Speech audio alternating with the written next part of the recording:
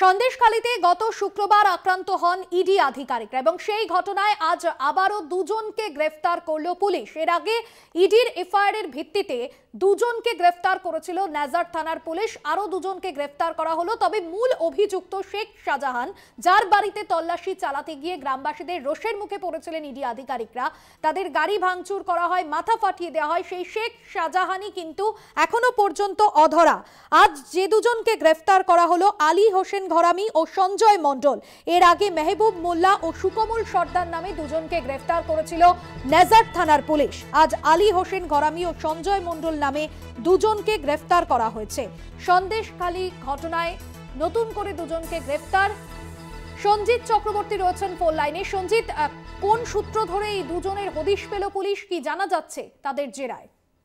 দেখো, সন্দেশখালী কাণ্ডে ইডি আক্রান্তর ঘটনায় 7 দিনের মাথায় পুলিশ যখন দুজনকে গ্রেপ্তার করে, অর্থাৎ নেজার থানার পুলিশ বিশেষ করে মেহবুব মোল্লা এবং সুকুমার সর্দার, এদেরকে জেরা করে, অর্থাৎ এদেরকে এর আগেই বৈশাখ মহকুমা আদালতে তুলে 3 দিনের পুলিশ হেফাজত নিয়েছিল। এদেরকে জেরা করে তদন্তে কিন্তু এদের নাম চলে আসে। বিশেষ করে এই সঞ্জয় মণ্ডল, তার বাড়ি আছে রামপুরে এবং তাকে গ্রেপ্তার করা হয়েছে সন্দেশখালী থানার বাগদিপাড়া থেকে। অন্যদিকে আলী হোসেন ঘরামি, তার বাড়ি হচ্ছে তোমার মিনাখায়, তার গ্রেপ্তার করা হচ্ছে মিনাখার ঘরবাজার এলাকা থেকে।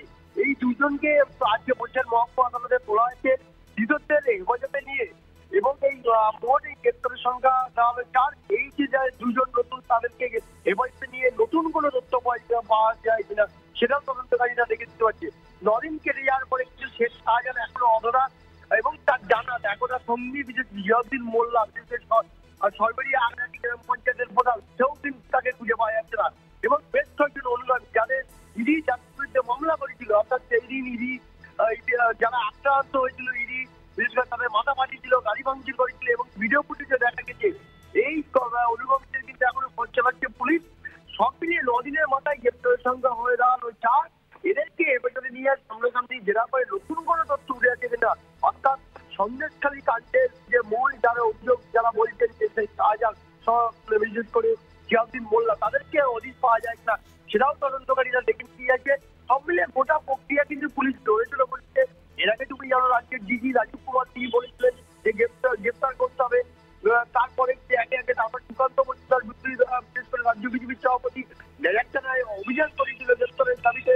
সব মিলে গোটা প্রক্রিয়া কিন্তু পুলিশ যে সতর্ক রয়েছে, যেমন এদিকে দিনের বেলা রাখার তল্লাশি করছে, অন্যদিকে রাতে চেকিং করছে। সব মিলে গোটা প্রক্রিয়াকে তারা দ্রুত গুটিয়ে আনার চেষ্টা করছে। সন্দেশখালী কাণ্ডে আরো যারা যুক্ত তাদের গ্রেপ্তারের সংখ্যা বাড়বে বলে আগামী দিনে, এটা হচ্ছে সূত্রের খবর। বাস্তবটি একদম ধন্যবাদ জানাবো। সঞ্জিত চক্রবর্তী প্রতিনিধি ছিলেন ফোন লাইনে। ধৃতদের নাম আলী হোসেন ঘরামি ও সঞ্জয় মণ্ডল।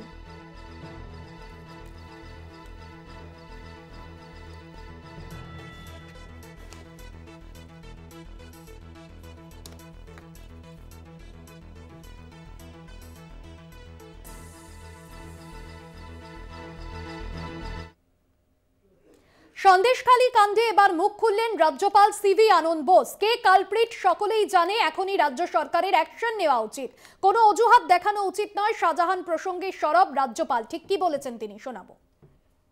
Now I would say it is time for government to ask what is action, what is an alibi for inaction. I insist on the report, let it come, otherwise law will take its course.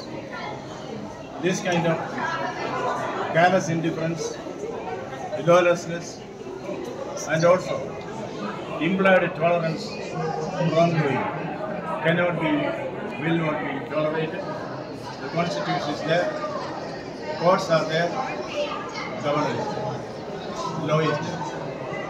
We will do whatever is required of the law. The culprit, if he is a culprit, I am not here to pass any judgment. If he is a culprit, he has to be upheld. If not, stage it clearly before the public. People have a right to know the truth. Truth has to be told. Truth like murder will one day be out. That's the warning to everybody. Take action, strong action, decisive action.